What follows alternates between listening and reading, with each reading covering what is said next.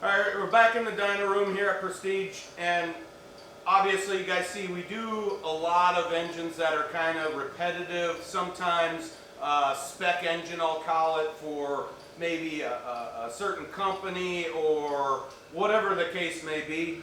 We do a lot of the same stuff. Obviously we do a lot of different stuff, but what we look at, you know, as anomalies. When we dyno something, we're very nitpick about the numbers, the performance, and how we get there. So if we have a combination that uses a certain cylinder head, a certain intake, and a certain carburetor and camshaft, let's just say typically it makes 500 horsepower.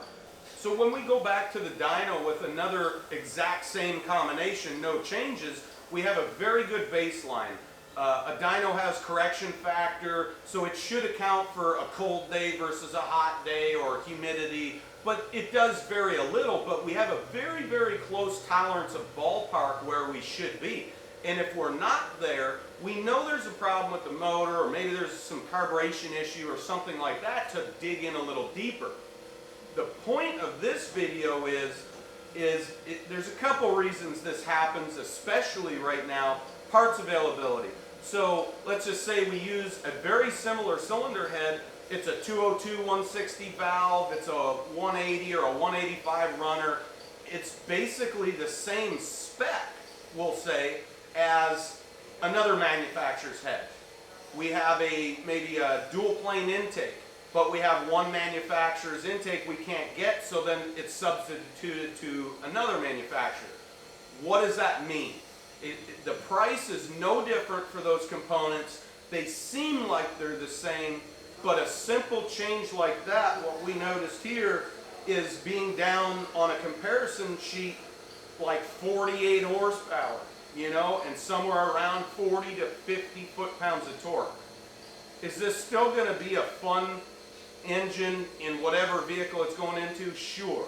But when you're realistic about your numbers, you know how to derive at that number as a combination. Once you choose something different, one piece is all it takes, and then we've got different numbers. So keeping in mind, again, when you change one piece, whether it be a manifold or a different manufacturer of head or manifold, everything else being the same, it is possible you're going to have a different power output, and just keeping and bearing in mind, the price didn't change. It's not the difference of spending more money to get a maybe better quality product, or however you want to look at that. Sometimes it's just the small details in design.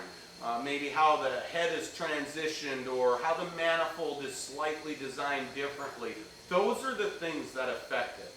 So thanks for watching. Hopefully that just kind of educates you a little why we try to use the same parts on combinations that have been developed here for well over 10 years.